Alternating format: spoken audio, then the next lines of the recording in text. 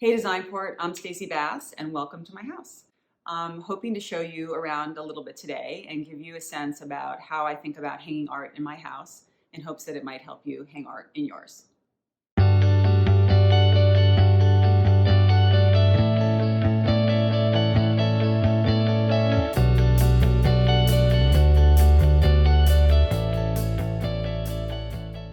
Gallery walls are, I think, a challenge for everybody.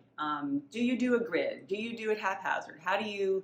What's the connection between the images? But the idea for this was to do something that was unified by both the frame and the black and white images. What I love about it is it's sort of like an evolving wall. I've specifically had them framed by Jay Parker without the sort of typical backing material.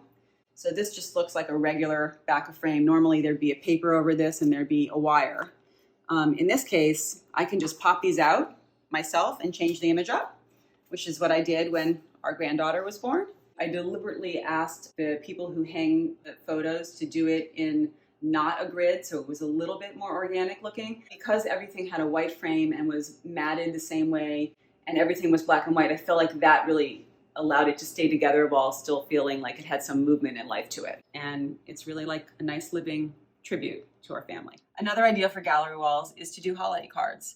I love looking back at these. I sometimes sort of stop and just reflect on how much has changed over the years.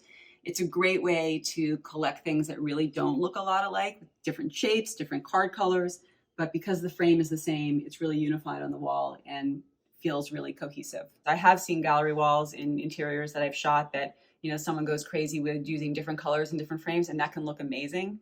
In this case, when the images or the thing that's being framed are very different, I think you need to have some unifying aspect, and the frame is the obvious thing to do.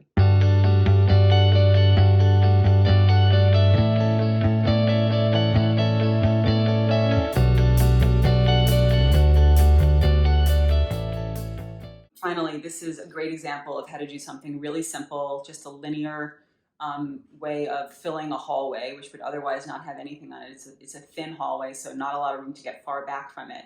And as a result, I framed something that was pretty small with a big mat around it. And I think that really fills the wall in a way that's very compelling.